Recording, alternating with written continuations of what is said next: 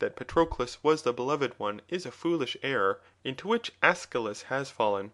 For Achilles was surely the fairer of the two, fairer also than all the other heroes, and as Homer informs us, he was still beardless, and younger far. And greatly as the gods honour the virtue of love, still the return of love on the part of the beloved to the lover is more admired and valued and rewarded by them. For the lover is more divine, because he inspired by God. Now Achilles was quite aware, for he had been told by his mother, that he might avoid death and return home and live to a good old age, if he abstained from slaying Hector. Nevertheless he gave his life to revenge his friend, and dared to die, not only in his defence, but after he was dead. Wherefore the gods honoured him even above Alcestis, and sent him to the islands of the blessed. These are my reasons for affirming that love is the eldest and noblest and mightiest of the gods, and the chiefest author and giver of virtue in life, and of happiness after death. This, or something like this, was the speech of Phaedrus, and some other speeches followed which Aristodemus did not remember. The next which he repeated was that of Pausanias. Phaedrus, he said, the argument has not been set before us, I think, quite in the right form. We should not be called upon to praise love in such an indiscriminate manner. If there were only one love, then what you said would be well enough. But since there are more loves than one, you should have begun by determining which of them was to be the theme of our praises. I will amend this defect, and first of all I will tell you which love is deserving of praise, and then try to him the praiseworthy one in a manner worthy of him. For we all know that love is inseparable from Aphrodite, and if there were only one Aphrodite, there would be only one love, but as there are two goddesses, there must be two loves. And am I not right in asserting that there are two goddesses? The elder one having no mother, who is called the heavenly Aphrodite. She is the daughter of Uranus. The younger, who is the daughter of Zeus and Dione. Her we call common, and the love which is her fellow worker is rightly named common, as the other love is called heavenly. All the gods ought to have praise given to them, but not without distinction of their natures, and therefore I must try to distinguish the characters of the two loves. Now actions vary according to the manner of their performance. Take for example, that which we are now doing, drinking, singing, and talking. These actions are not in themselves either good or evil, but they turn out in this or that way according to the mode of performing them. And when well done, they are good, and when wrongly done, they are evil. And in like manner, not every love, but only that which is a noble purpose, is noble and worthy of praise. The love who is the offspring of the common Aphrodite is essentially common, and has no discrimination, being such as the meaner sort of men feel, and is apt to be of women as well as of youths, and is of the body rather than of the soul. The most foolish beings are the objects of this love, which desires only to gain an end, but never thinks of accomplishing the end nobly, and therefore does good and evil quite indiscriminately. The goddess who is his mother is far younger than the other, and she was born of the union of the male and female, and partakes of both. But the offspring of the heavenly Aphrodite is derived from a mother in whose birth the female has no part. She is from the male only. This is that love which is of the youth. And the goddess being older, there is nothing of wantonness in her.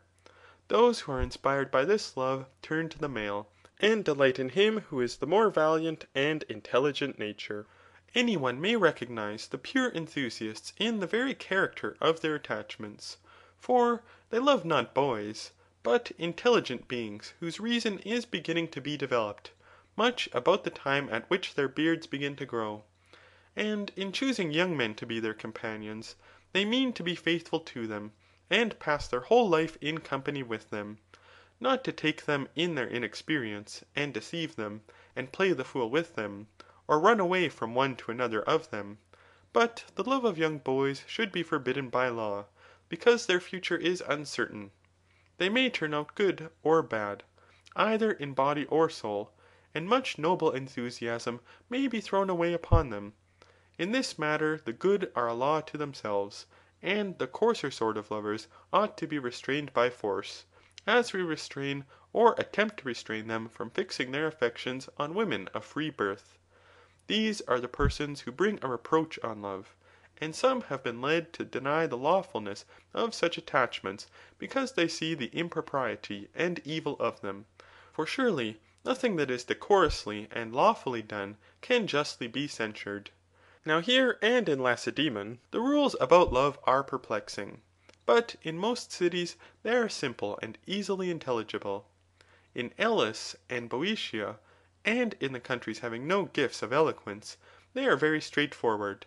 The law is simply in favour of these connections, and no one, whether young or old, has anything to say to their discredit, and the reason being, as I suppose, that they are men of few words in those parts, and therefore the lovers do not like the trouble of pleading their suit. In Ionia and other places, and generally in countries which are subject to the barbarians, the custom is held to be dishonourable. Loves of youth share the evil repute in which philosophy and gymnastics are held, because they are inimical to tyranny. For the interests of rulers require that their subjects should be poor in spirit, and that there should be no strong bond of friendship or society among them, which love, above all other motives, is likely to inspire, as our Athenian tyrants learned by experience. For the love of Aristogeiton, and the constancy of Hermodius, had a strength which undid their power, and, therefore, the ill repute into which these attachments have fallen is to be ascribed to the evil condition of those who make them to be ill reputed, that is to say, to the self-seeking of the governors and the cowardice of the governed. On the other hand, the indiscriminate honour which is given to them in some countries is attributable to the laziness of those who hold this opinion of them. In our own country a far better principle prevails, but, as I was saying, the explanation of it is rather perplexing. For observe that open loves are held to be more honourable than secret ones, and that the love of the noblest and highest, even in their persons, are less beautiful than others, is especially honourable. Consider too how great is the encouragement which all the world gives to the lover. Neither is he supposed to be doing anything dishonourable, but if he succeeds he is praised, and if he fails he is blamed. And in the pursuit of his love, the custom of mankind allows him to do many strange things, which philosophy would bitterly censure if they were done from any motive of interest, or wish for office or power. He may pray, and entreat, and supplicate, and swear, and lie on a mat at the door, and endure a slavery worse than that of any slave. In any other case, friends and enemies would be equally ready to prevent him. But now there is no friend who will be ashamed of him, and admonish him, and no enemy will charge him with meanness or flattery. The actions of a lover have a grace which ennobles them, and custom has decided that they are highly commendable, and that there is no loss of character in them. And, what is strangest of all, he only may swear and forswear himself, (so men say), and the gods will forgive his transgression. For there is no such thing as a lover's oath. Such is the entire liberty which gods and men have allowed the lover, according to the custom which prevails in our part of the world. From this point of view, a man fairly argues that in Athens to love and to be loved is held to be a very honourable thing. But when parents forbid their sons to talk with their lovers, and place them under a tutor's care who is appointed to see to these things, and their companions and equals cast in their teeth any thing of the sort which they may observe, and their elders refuse to silence the reprovers and do not rebuke them, any one who reflects on all this will, on the contrary, think that we hold these practices to be most disgraceful. But, as I was saying at first, the truth as I imagine is, that whether such practices are honourable, or whether they are dishonourable, is not a simple question.